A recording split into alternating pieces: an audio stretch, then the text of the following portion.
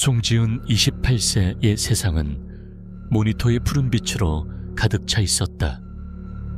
28. 웹툰 작가라는 그럴싸한 직업을 가졌지만 실상은 마감 지옥에 갇힌 디지털 노역자에 가까웠다.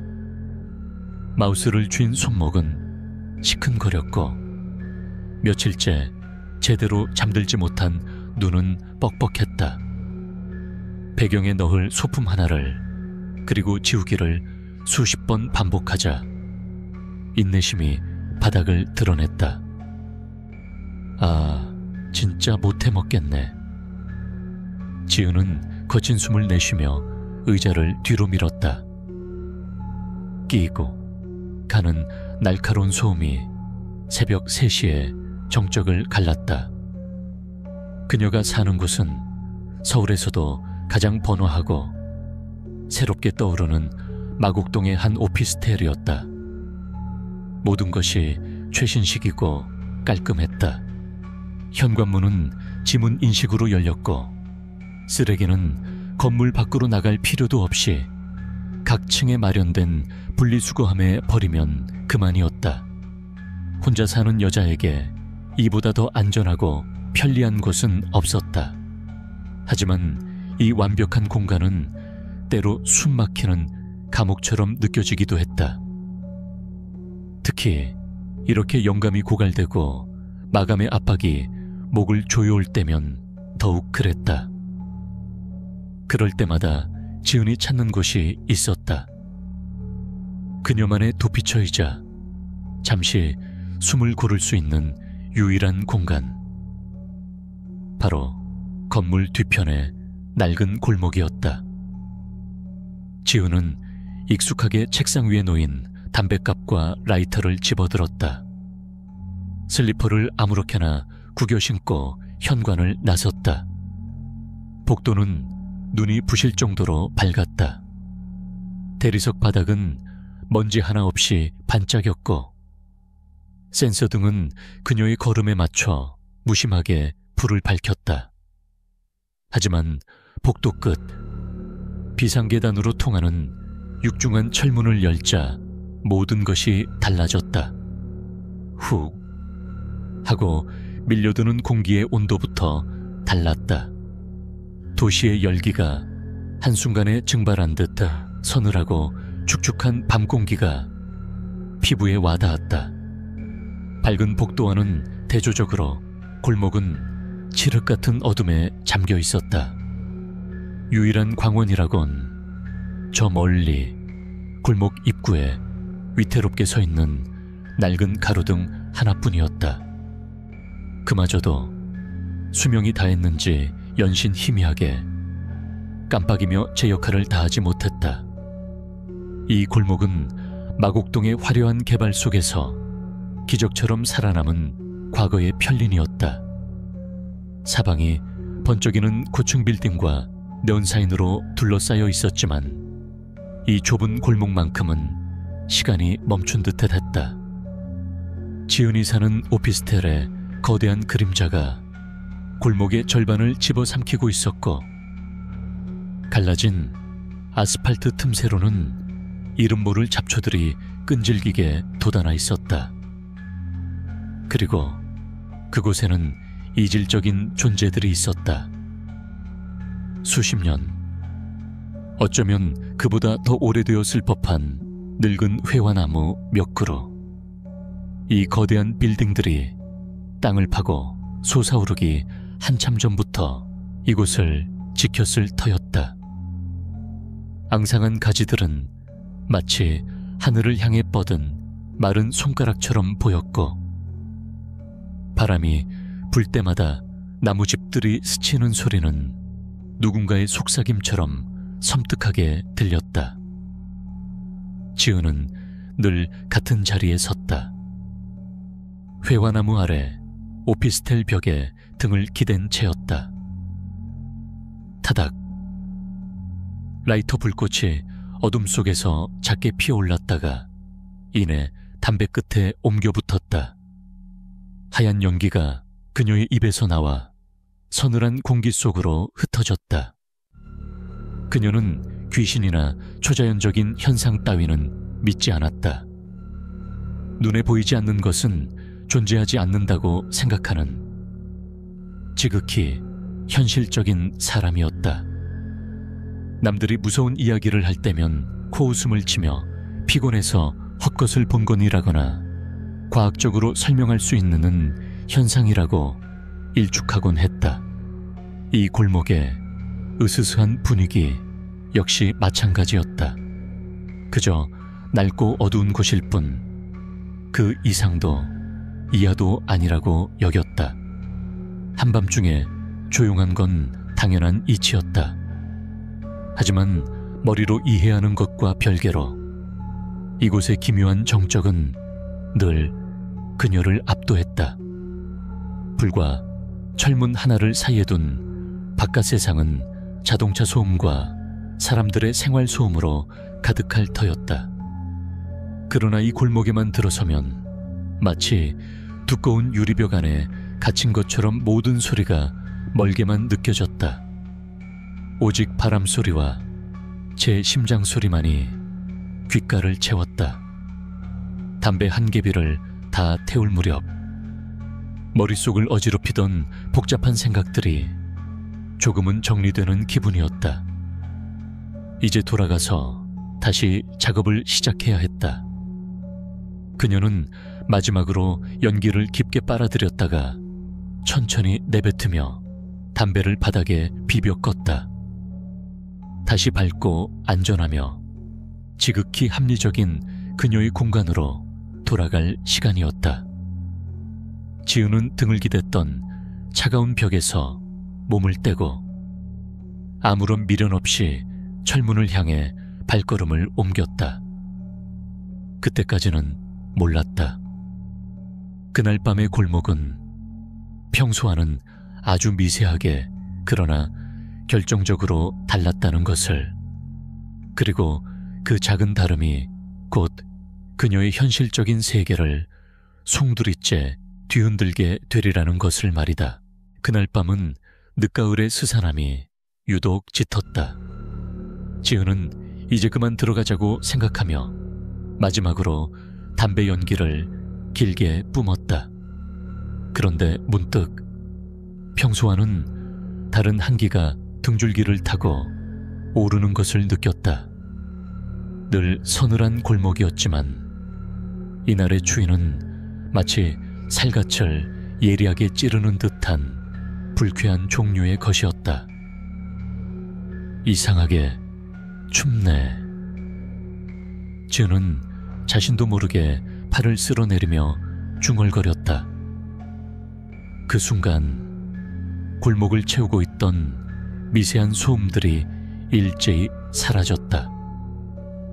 멀리서 들려오던 자동차 소리, 건물 어딘가에서 돌아가던 환풍기 소리, 심지어 바람에 나무집 스치는 소리까지 세상의 모든 소리를 빨아들이는 거대한 진공 상태에 놓인 듯 숨막히는 정적만이 남았다. 그녀의 심장이 쿵쿵 하고 귀 옆에서 울리는 소리가 선명하게 들릴 정도였다. 뭔가 이상했다. 지은은 본능적으로 주변을 둘러보았다. 어둠은 평소보다 더 짙고 끈적하게 내려앉아 있었다. 그때였다. 골목 입구에 낡은 가로등이 죽어가는 환자처럼 마지막 숨을 몰아쉬듯 파드득 하고 몇 번 더 격렬하게 깜빡였다. 그리고 그 짧은 빛의 명멸 속에서 지은은 그것을 보았다. 저편 가장 오래된 회화나무 옆에 서 있는 무언가를. 처음에는 그저 검은 얼룩처럼 보였다. 누가 쓰레기 봉투를 저렇게 세워뒀나, 혹은 낡은 의자 같은 것을 버렸나. 그녀의 이성적인 뇌는 눈앞의 형체를 익숙한 사물로 치환하려 애썼다. 하지만 가로등이 다시 한번 마지막 힘을 짜내듯 환하게 켜졌을 때 얼룩은 분명한 형태를 갖추었다. 사람이었다. 그것도 아주 작은 아이. 5살이나 6살쯤 되었을까. 가로등 불빛이 닿지 않아 형체는 희미했지만 그 모습만은 기이할 정도로 선명하게 눈에 들어왔다. 짙은 빨간색 멜빵 치마. 요즘 아이들은 잘 입지 않는, 촌스럽다고 해야 할지 오래되었다고 해야 할지 모를 디자인이었다. 단발머리를 한 아이는 회화나무의 거대한 몸통을 마주보고 등을 완전히 돌린 채 서 있었다. 마치 나무와 무궁화 꽃이 피었습니다 놀이라도 하는 것처럼. 뭐야? 지은의 입에서 자신도 모르게 목소리가 새어나왔다. 새벽 2시가 넘은 시간, 이 어둡고 후미진 골목에 어린아이가 혼자 서 있다니 상식적으로 말이 되지 않았다. 순간 온갖 생각이 머리를 스쳤다. 근처에 사는 아이가 길을 잃었나? 아니면 부모가 잠시 한눈을 판 사이에 나온 건가? 하지만 이 시간에 아이와 함께 산책을 나올 부모는 없었다. 혹시 아동학대? 정신 나간 부모가 아이를 벌주고 있는 건가? 불쾌하고 찝찝한 상상들이 꼬리를 물었다. 지은은 자기도 모르게 한 발짝 다가서려다 멈칫했다. 아이는 미동도 없이 그 자리에 서 있었다. 마치 나무의 일부인 것처럼, 혹은 정교하게 만들어진 인형처럼. 그 부동의 자세가 현실감을 앗아가며 섬뜩한 기운을 자아냈다. 저기, 불러볼까 망설였지만 목소리가 나오지 않았다. 괜히 말을 걸었다가 이상한 일에 휘말리고 싶지 않았다. 마감도 아직 한참 남았다. 그녀는 자신의 이기심과 귀찮음이 아이에 대한 걱정을 이기는 것을 느끼며 스스로를 합리화했다. 곧 부모가 찾으러 오겠지. 내가 신경 쓸 일 아니야. 지은은 애써 아이에게서 시선을 떼고 서둘러 철문 쪽으로 걸음을 옮겼다. 등 뒤에서 느껴지는 아이의 존재감이 마치 무거운 중력처럼 그녀의 발목을 잡아끄는 듯했다. 평소보다 훨씬 빠른 걸음이었다. 철컥. 육중한 철문이 닫히고 다시 눈부시게 밝고 안전한 오피스텔 복도로 돌아왔다. 지은은 그제야 참고 있던 숨을 크게 내쉬었다. 심장이 비정상적으로 빠르게 뛰고 있었다. 피곤해서 헛것을 본 거야? 아니면 진짜 애였거나. 어느 쪽이든 나랑 상관없어. 엘리베이터를 기다리며 스스로에게 되뇌었다. 현관 비밀번호를 누르고 집 안으로 들어서자 익숙한 공간이 주는 안도감에 긴장이 조금 풀렸다. 그녀는 곧장 작업실로 향해 의자에 앉았다. 모니터 속에는 그녀가 몇 시간째 씨름하던 웹툰 캐릭터가 아무 일 없다는 듯 웃고 있었다. 지은은 다시 마우스를 잡았다. 그리고 방금 전 골목에서 봤던 기이한 광경을 머릿속에서 지워버리려 애썼다. 그저 피곤해서 생긴 해프닝일 뿐이라고. 마감이나 신경 쓰자고 스스로를 다그쳤다. 하지만 그녀의 뇌리 한구석에는 어둠 속에 우두커니 서 있던 작은 빨간색 형상이 지워지지 않는 잔상처럼 선명하게 달라붙어 있었다. 그날 밤 지은은 다시는 골목으로 나가지 못했다. 시간은 가장 효과적인 망각의 약이었다. 며칠 밤낮으로 이어진 마감의 광풍이 지나가자 지은의 삶은 다시 평온한 궤도를 되찾았다. 그녀가 심혈을 기울여 연재한 웹툰은 기대 이상의 반응을 얻었다. 댓글창은 독자들의 칭찬으로 가득 찼고 플랫폼 담당자에게서는 정식 연재와 유료화에 대한 긍정적인 제안이 들어왔다. 성공의 달콤함은 모든 것을 잊게 했다.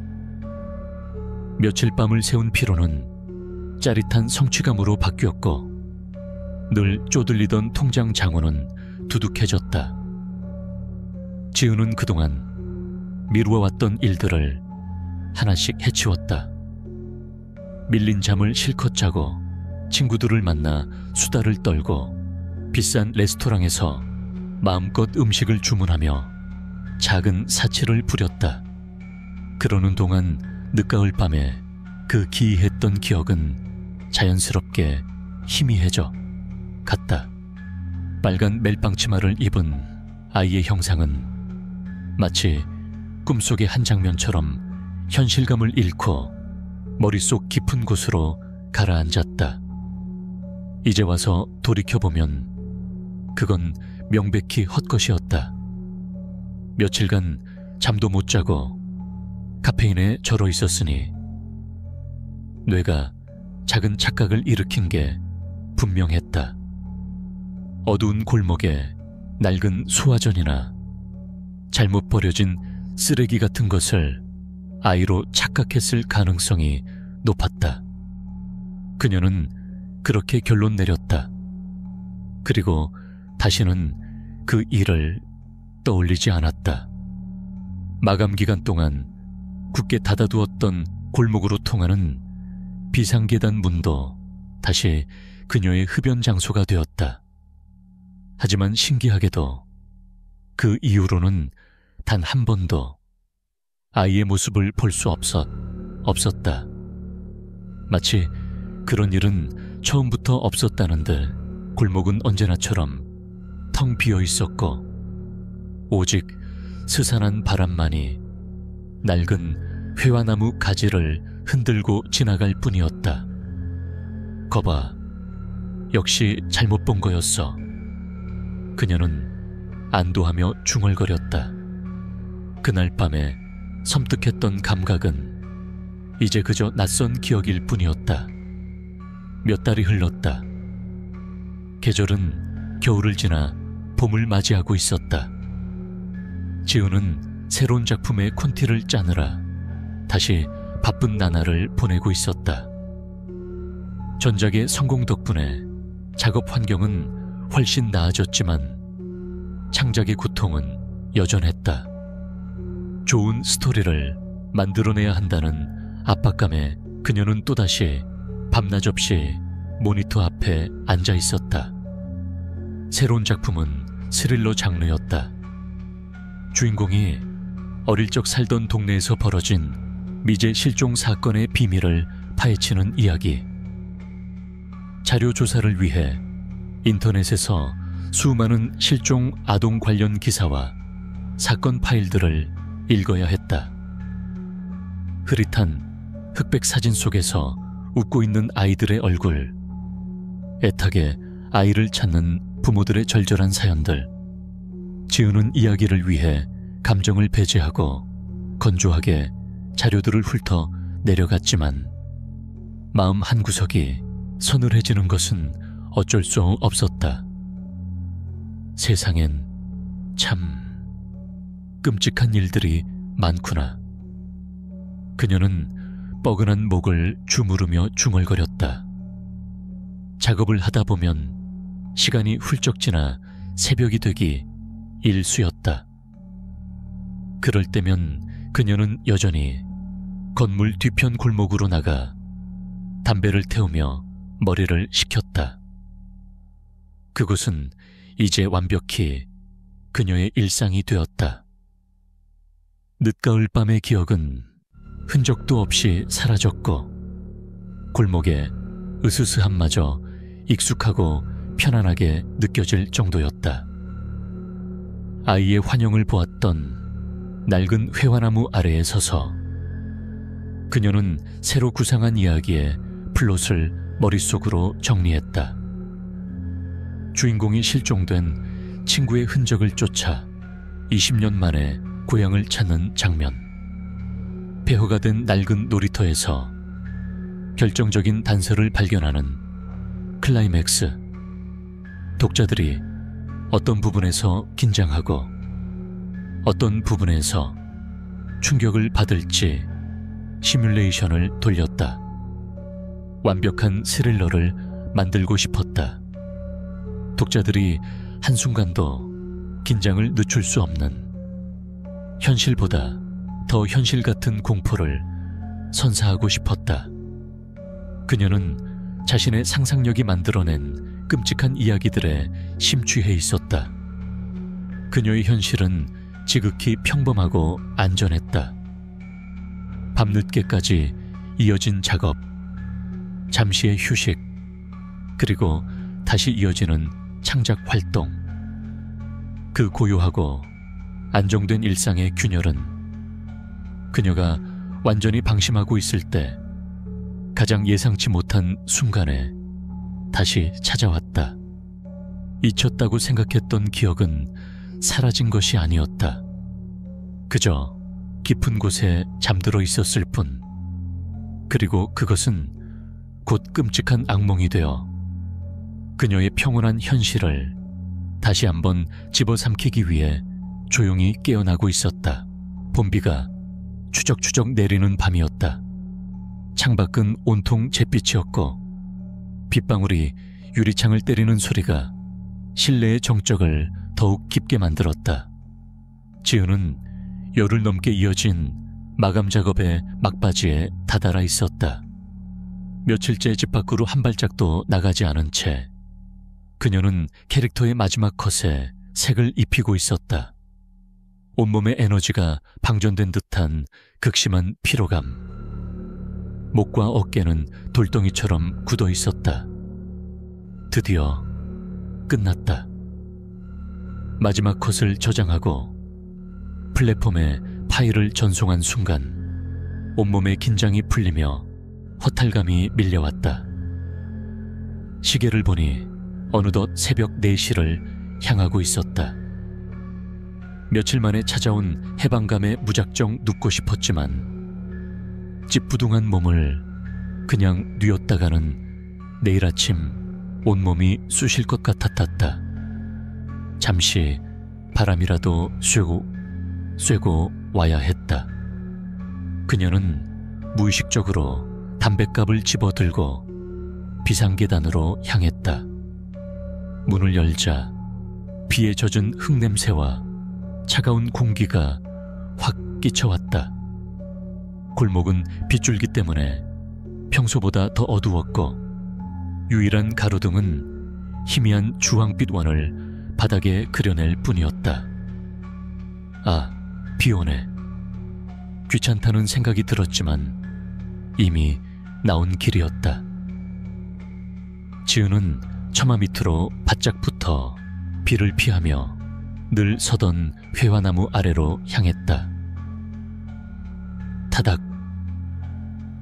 라이터 불꽃이 젖은 공기 속에서 힘겹게 피어올랐다. 그 순간이었다. 몇 달 전 그날 밤의 감각이 데자뷰처럼 그녀를 덮쳤다. 온몸의 털이 곤두서는 듯한 한 한기. 주변의 모든 소리가 거짓말처럼 멎어버리는 완전한 정적. 빗소리마저 들리지 않았다.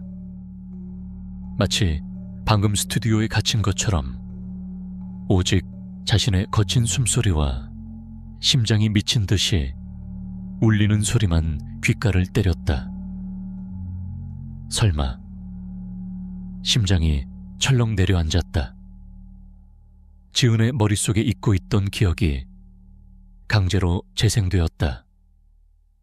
빨간 멜빵 치마, 등을 돌리고 서 있던 작은 아이. 그녀는 마른 침을 삼키며 천천히 고개를 들었다. 심장이 터질 것 같았지만 확인해야만 했다. 그녀는 조심스럽게 골목 안쪽을 샅샅이 훑었다. 빗줄기가 어둠 속에서 은빛 실처럼 반짝였다. 회화나무 아래 낡은 담벼락, 쓰레기 더미, 아무것도 없었다. 골목은 텅 비어 있었다. 휴. 안도의 한숨이 절로 나왔다. 역시 그때는 피곤해서 헛것을 본 게 맞았다. 오늘도 며칠 밤을 새웠으니 예민해져서 그런 것이다. 지은은 스스로를 다독이며 멋쩍게 웃었다. 괜히 겁먹었네. 멍청하긴. 그녀는 안심하고 담배를 깊이 빨아들였다. 이제 한 대 다 피우고 들어가서 푹 자면 된다. 모든 게 괜찮을 것이다. 그렇게 등을 돌려 건물로 들어가려던 찰나였다. 그녀의 시선이 무심코 옆으로 향했다. 오피스텔의 매끈한 외벽과 그 옆에 나란히 놓인 거대한 산업용, 재활용 쓰레기통 사이, 어른 한 명이 겨우 비집고 들어갈 만한 좁고 어두운 틈, 그리고 그 틈새에 무언가 있었다. 처음에는 그저 어둠의 일부라고 생각했다. 하지만 지은의 눈이 어둠에 익숙해지자 그것의 색깔이 보이기 시작했다. 그것은 어둠보다 더 짙고 선명한 빛빛에 가까운 빨간색이었다. 아이의 멜빵치마 자락이었다. 마치 숨바꼭질이라도 하듯 아이는 그 좁은 틈새에 몸을 숨기고 있었다. 이번에는 등을 돌리고 있지도 멀리 서 있지도 않았다. 아주 가까운 곳에 그녀가 손을 뻗으면 닿을지도 모를 거리에 아이는 그저 틈새에 몸을 웅크린 채 치마자락의 일부만을 어둠 밖으로 내어놓고 있었다. 마치 나 여기 있어라고 조용히 자신의 존재를 알리는 것처럼. 지은의 세상이 멈췄다. 숨쉬는 법을 잊어버린 사람처럼 그녀는 그 자리에 얼어붙었다. 심장이 발끝으로 추락하는 감각, 피가 차갑게 식어 온몸으로 퍼져나가는 느낌. 헛것이 아니었다. 세상의 모든 움직임이 정지했다. 지은은 그 자리에 뿌리라도 내린 듯 꼼짝할 수 없었다. 눈앞의 광경은 비현실적이었지만 온몸의 감각은 그 어느 때보다 생생하게 비명을 지르고 있었다. 추적추적 내리는 비, 축축하고 차가운 공기, 그리고 저 어두운 틈새에서 비어져 나오는 선명한 핏빛. 그것은 환각이 아니었다. 명백한 현실이었다. 그녀의 뇌는 눈앞의 상황을 하기를 거부했다. 하지만 심장은 본능적으로 알고 있었다. 저것은 사람이 아니라는 것을, 저것은 이 세상의 법칙을 따르지 않는 존재라는 것을. 얼마나 시간이 흘렀을까? 몇 초였을 수도, 몇 분이었을 수도 있었다. 지은은 공포로 마비된 와중에도 필사적으로 머리를 굴렸다. 소리를 질러야 할까? 하지만 목구멍은 꽉 막힌 듯 아무 소리도 나오지 않았다. 도망쳐야 할까? 하지만 다리는 시멘트 기둥처럼 굳어 움직일 기미를 보이지 않았다. 그녀가 할 수 있는 것이라고는 그저 어둠 속 붉은 천 조각을 응시하는 것뿐이었다. 시선을 떼는 순간 저것이 틈새에서 기어 나올 것만 같았다. 고개를 돌려 자신을 쳐다볼 것만 같았다. 상상만으로도 온몸의 피가 얼어붙는 듯했다. 손에 들고 있던 담배는 이미 필터 끝까지 타들어가고 있었다. 뜨거운 열기가 손가락 끝을 파고들었지만 그녀는 아무런 고통도 느끼지 못했다. 모든 신경이 오직 저 틈새에만 집중되어 있었다. 제발 그냥 사라져줘. 마음속으로 수없이 빌었다. 이것이 그저 끔찍한 악몽이기를, 눈을 감았다 뜨면 모든 것이 원래대로 돌아와 있기를 간절히 바랐다. 하지만 그녀는 눈을 감을 용기조차 없었다.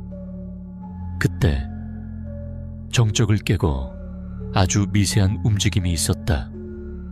틈새에 있던 붉은 천 조각이 아주 조금 안으로 쑥 들어갔다. 마치 아이가 더 깊숙이 몸을 숨기기라도 하는 것처럼 그 미세한 움직임은 지은을 옥죄고 있던 공포의 마법을 깨뜨리는 주문과도 같았다. 그녀의 입에서 기어코 바람 빠지는 소리가 터져나왔다. 굳어있던 다리에 간신히 힘이 들어갔다. 그녀는 생각할 겨를도 없이 몸을 돌렸다. 그리고 본능적으로 비상계단 철문을 향해 뒷걸음질 쳤다. 절대로 등을 보일 수 없었다.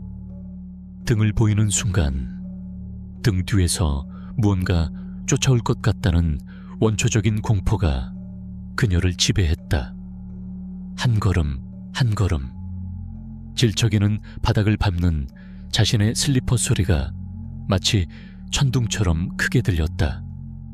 그녀의 시선은 여전히 그 틈새에 고정되어 있었다. 혹시라도 저 아이가, 아니 저것이 쫓아오지는 않을까. 차가운 철문의 손잡이가 손에 닿았을 때 그녀는 거의 울음을 터뜨릴 뻔했다. 문을 열고 몸을 안으로 구겨 넣으며 그녀는 마지막으로 골목을 돌아보았다. 아무것도 없었다. 틈새의 붉은 천 조각은 온데간데 없이 사라져 있었다. 마치 처음부터 아무것도 없었던 것처럼. 쾅! 철문이 닫히는 소리가 텅 빈 복도에 요란하게 울려 퍼졌다. 지은은 문의 등을 기댄 채 그대로 주저앉았다. 온몸이 사시나무처럼 떨리고 있었다. 턱이 제멋대로 부딪히며 딱딱 소리를 냈다. 그녀는 비틀거리며 일어나 엘리베이터 버튼을 눌렀다. 집에 도착하자마자 현관문의 모든 잠금 장치를 걸었다. 거실, 침실, 화장실, 집안의 모든 불을 켰다. 그리고 창문이란 창문은 전부 커튼으로 가려버렸다.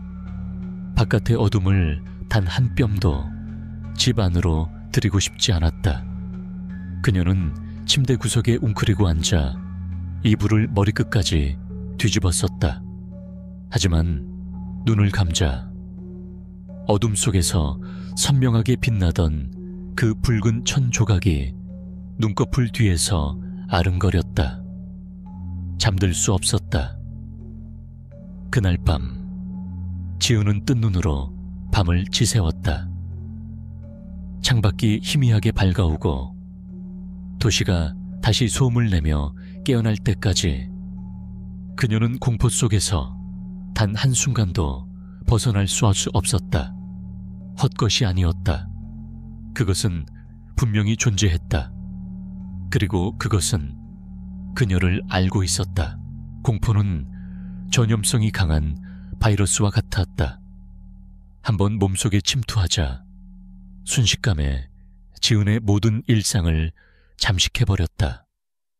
그날 이후 그녀의 세상은 완전히 뒤바뀌었다. 낮에는 그럭저럭 버틸만 했다. 창밖에서 쏟아지는 햇살과 도시의 소음은 밤의 공포를 잠시 잊게 해주는 마취제 역할을 했다. 하지만 해가 기울고 어둠이 스멀스멀 도시를 집어삼키기 시작하면 어김없이 불안이 심장을 옥죄어왔다. 그녀는 더 이상 밤에 집 밖으로 나가지 않았다.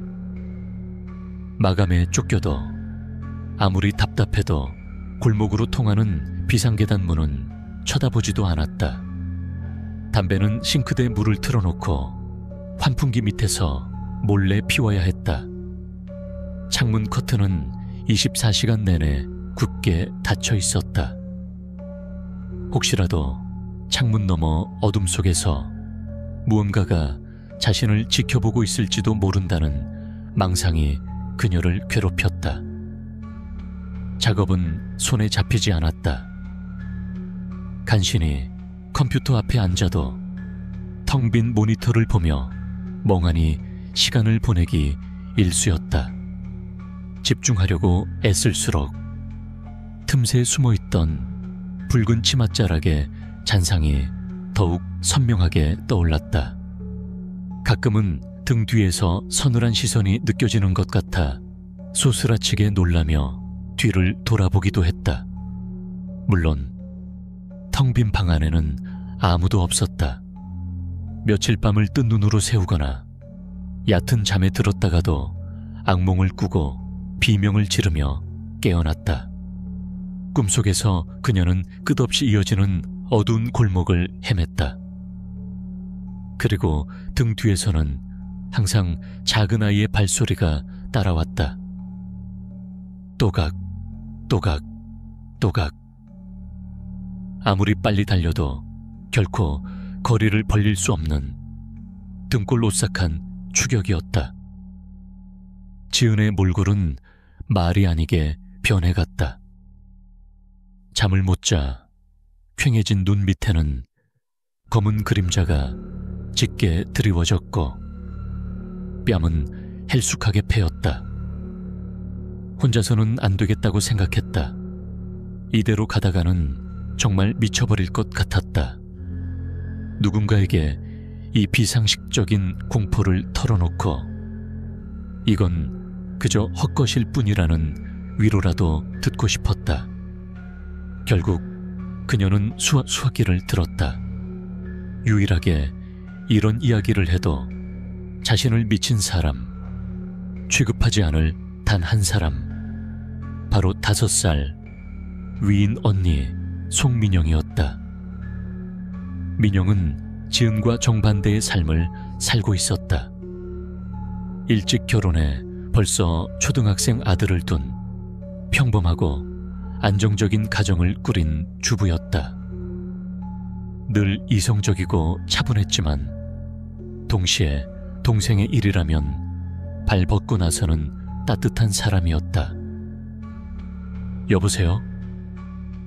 수화기 너머로 들려오는 언니의 밝은 목소리에 지은은 꾹 참고 있던 울음을 터뜨리고 말았다. 언니, 흐흑, 언니, 나 어떡해? 지은아, 너 왜 그래? 무슨 일이야? 언니의 당황한 목소리가 들려왔다. 지은은 한동안 말을 잇지 못하고 흐느끼기만 했다.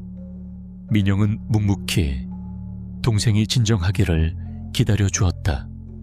한참 만에 겨우 울음을 그친 지은은 떨리는 목소리로 그동안 겪었던 일들을 두서없이 쏟아내기 시작했다. 처음 아이를 봤던 늦가을 밤의 이야기부터 며칠 전 빗속에서 겪었던 끔찍한 재회까지 이야기를 하는 내내 스스로도 자신이 미친 것처럼 느껴졌다. 하지만 말로 뱉어내는 것만으로도 짓눌렸던 가슴이 조금은 후련해지는 기분이었다. 언니, 나 진짜 본 거야. 헛것이 아니었어. 그게 뭔지는 모르겠지만 분명히 거기 있었어. 나 너무 무서워, 언니. 잠도 못 자겠고 나 진짜 어떻게 해야 될지 모르겠어. 모든 이야기를 들은 민영은 한동안 말이 없었다. 지은의 심장이 다시 불안하게 뛰기 시작했다. 역시 언니도 나를 이상하게 생각하는 걸까? 그냥 스트레스 때문에 헛것을 본 거라고 정신과에나 가보라고 하면 어떡하지? 지은아. 한참 만에 입을 연 언니의 목소리는 의외로 차분했다. 너 그 아이 옷차림 다시 한번 자세히 말해줄 수 있어? 빨간 멜빵 치마라고 했지? 그거 말고 또 기억나는 것이 없어? 멜빵 치마였고 좀 촌스러운 디자인이었어. 요즘 애들은 잘 안 입는 것 같은. 그리고 머리는 단발이었던 것 같아. 근데 너무 어두워서 얼굴은 못 봤어. 촌스러운 디자인. 민영은 무언가 골똘히 생각하는 듯 혼잣말처럼 중얼거렸다. 지은은 언니의 반응이 의아했다. 비웃거나 나무랄 줄 알았는데 오히려 진지하게 무언가를 되짚어보는 듯한 태도였다. 지은아, 일단 진정하고 내 말 잘 들어. 너 혼자 있으면 계속 무서운 생각만 들 테니까 오늘 우리 집으로 올래. 와서 저녁 먹고 형부랑 다 같이 얘기 좀 하자. 응? 응. 그래. 이따 저녁에 봐. 너무 걱정하지 말고. 언니가 있잖아.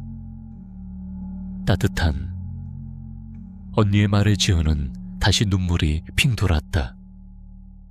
전화를 끊고 그녀는 조금이나마 안도감을 느꼈다. 혼자가 아니라는 사실만으로도 거대한 공포에 맞설 작은 용기가 생기는 것 같았다. 하지만 동시에 언니의 미묘한 반응이 마음에 걸렸다. 마치 무언가를 짚히는 게 있다는 듯한 말투.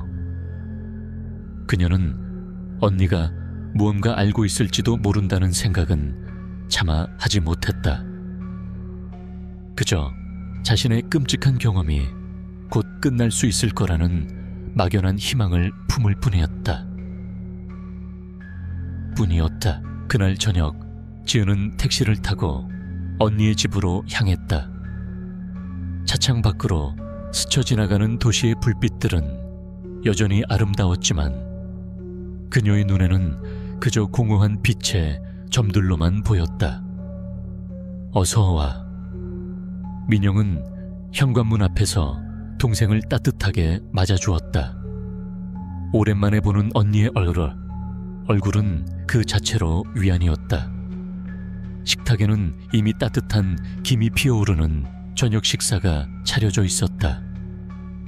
퇴근하고 돌아온 형부와 조카도 지은을 반갑게 맞았다.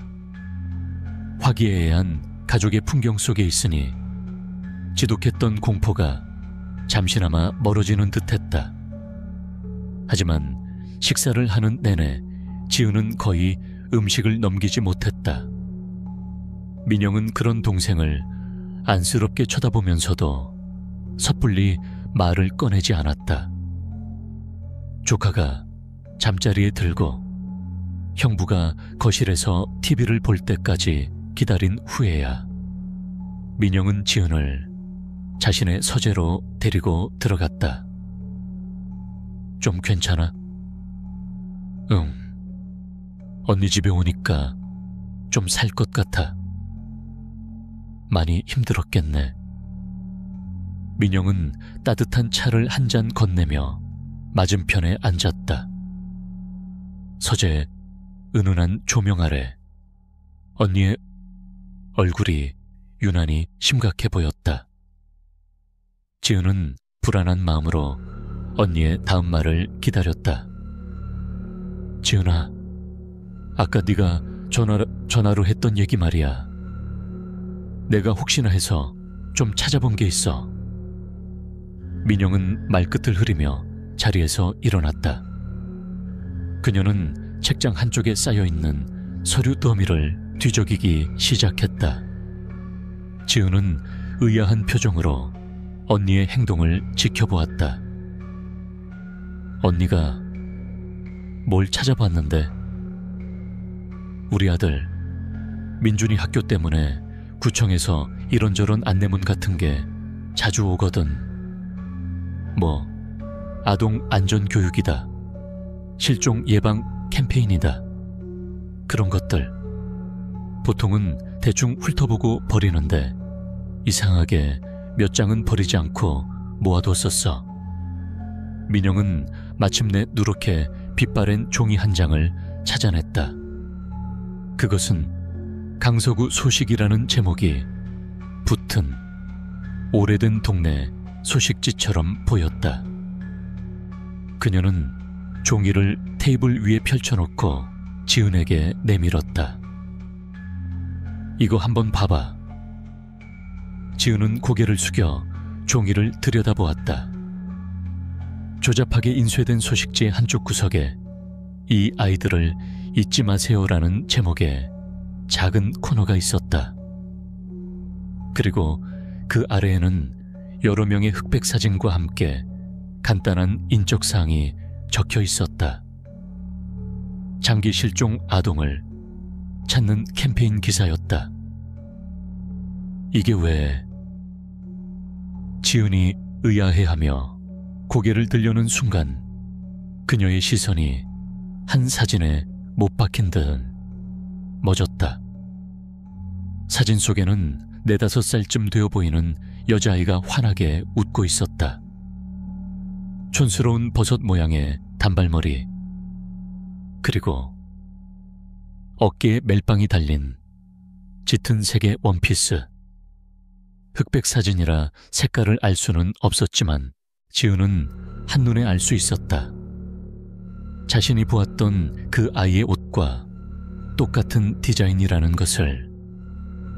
사진 밑에는 작은 글씨로 아이의 정보가 적혀 있었다. 이름 김서연, 당시 만 5세, 실종 일시 1998년 11월 7일, 실종 장소 서울 강서구 마곡동 우여허, 주택가 인근 놀이터. 특징 실종 당시 빨간색 멜빵 치마와 흰색 블라우스 착용. 빨간색 멜빵 치마. 그 단어를 읽는 순간 지은의 머릿속이 새하얗게 비는 것 같아졌다. 심장이 바닥까지 곤두박질 쳤다. 언니, 이게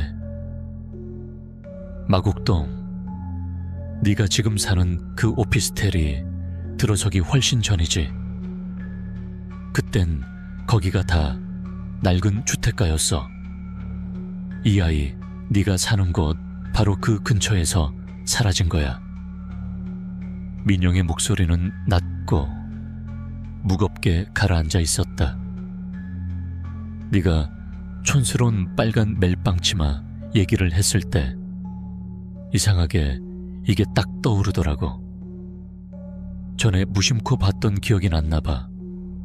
그래서 혹시나 하고 찾아봤는데, 설마 했는데. 지은은 아무 말도 할 수 없었다. 그녀는 그저 낡은 사진 속에서 웃고 있는 아이 얼굴을 멍하니 바라볼 뿐이었다. 20년도 더 된 과거의 시간, 자신이 지금 살고 있는 바로 그 땅에서 한 아이가 영원히 사라져버렸다는 사실. 그녀가 보았던 것은 단순한 환각이나 악령이 아니었다. 그것은 길을 잃은 아이였다. 20년이 넘는 시간 동안 자신이 사라졌던 바로 그 자리를 떠나지 못하고 맴돌고 있던 잊혀진 아이의 영혼이었던 것이다. 어둠 속에서 자신을 향해 등을 돌리고 있던 모습, 틈새에 웅크리고 숨어있던 모습, 그것은 공포를 주기 위한 행동이 아니었다.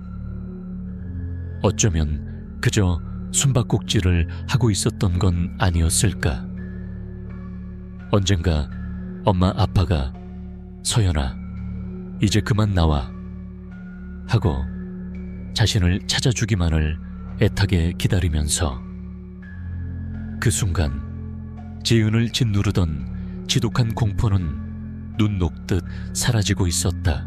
공포가 거친 자리에는 그보다 훨씬 더 깊고 무거운 감정이 파도처럼 밀려왔다. 그것은 슬픔이었다. 사진 속에서 천진하게 웃고 있는 아이 김서연. 20해가 넘는 시간 동안 아무도 찾아주지 않는 숨바꼭질을 홀로 계속해야만 했던 작은 영혼. 그 아이의 외로움과 그리움이 마치 제 것인 양 심장을 저미는 듯했다. 지은은 더 이상 그 아이가 두렵지 않았다. 오히려 미안하고 가슴이 아팠다. 그동안 자신이 느꼈던 공포가 아이의 절박한 외침을 오해한 이기적인 감정이었다는 생각에 부끄러워졌다. 아이는 그녀를 해치려던 게 아니었다. 그저 나 여기 있어요. 나를 잊지 말아주세요라고 자신이 할 수 있는 유일한 방법으로 말을 걸어왔던 것이다. 그녀는 언니 집에서 하룻밤을 묵었다. 몇 주 만의 처유음으로 악몽 없이 깊은 잠을 잘 수 있었다. 다음 날 자신의 오피스텔로 돌아온 지은은 예전과는 완전히 다른 사람이 되어 있었다. 그녀는 더 이상 어둠을 두려워하지 않았다. 굳게 닫아두었던 창문 커튼을 활짝 열고 환하게 들어오는 햇살을 맞았다. 그날 밤 지은은 스스로 비상계단의 철문을 열었다. 밤 공기는 여전히 서늘했지만 더 이상 그곳에서 으스스한 기운은 느껴지지 않았다. 그녀는 늘 담배를 피우던 회화나무 아래로 걸어갔다. 그리고 아이를 처음 보았던 나무 옆 그 자리를 오랫동안 가만히 바라보았다. 아이는 나타나지 않았다. 그녀는 작은 소리로 속삭였다. 서연아, 이제야 알아봐서 미안해. 많이 무서웠지? 이제 괜찮아. 내가 기억해줄게. 그녀의 목소리는 밤 공기 속으로 조용히 흩어졌다. 아무런 대답도 아무런 기척도 없었다. 하지만 지은은 왠지 모르게 아이가 자신의 말을 들었을 거라고 믿었다. 며칠 후 지은은 작은 국화꽃 한 다발과 아이들이 좋아할 만한 알록달록한 사탕 몇 개를 샀다. 그리고 다시 골목으로 향했다. 그녀는 낡은 회화나무 아래 가장 폭신해 보이는 흙 위에 조심스럽게 꽃과 사탕을 내려놓았다. 특별한 의식은 아니었다. 그저 잊혀진 아이를 위한 그녀만의 작은 추모였다. 그 이후로 지은은 2번 다시 골목에서 서연이를 보지 못했다. 마치 자신의 존재를 알아준 것만으로도 만족했다는 듯 아이는 흔적도 없이 사라졌다. 아이가 사라진 골목은 예전의 평범한 공간으로 돌아왔지만 지은에게 그곳은 더 이상 단순한 흡연 장소가 아니었다. 화려한 도시의 이면에 감춰진 한 작은 영혼의 슬픈 역사를 품은 공간으로 그녀의 마음속에 남았다. 지은은 다시 웹툰 작업을 시작했다. 하지만 그녀가 구상하던 자극적인 스릴러 이야기는 모두 폐기했다. 대신 그녀는 새로운 이야기를 그리기 시작했다. 오랫동안 잊혔던 존재들에 대한, 그리고 그들을 기억하는 사람들에 대한 따뜻하고 조금은 슬픈 이야기였다. 그녀는 여전히 귀신이나 초자연적인 현상을 믿는다고 말하지는 않는다. 하지만 이제 그녀는 눈에 보이지 않는다고 해서 그것이 존재하지 않는 것은 아니라는 사실을 안다. 때로는 가장 깊은 어둠 속에서 가장 절박한 목소리가 들려올 수도 있다는 것을, 가끔 아주 늦은 밤 작업을 하다 창밖을 내다볼 때면 지우는 저 아래 어두운 골목, 어딘가에서 빨간 멜빵 치마를 입은 아이가 친구들과 웃으며 숨바꼭질을 하고 있을지도 모른다는 생각을 하곤 했다. 그리고 이제는 더 이상 혼자가 아닐 것이라고. 그녀의 미소에는 이전에는 없던 따뜻한 슬픔이 깃들어 있었다.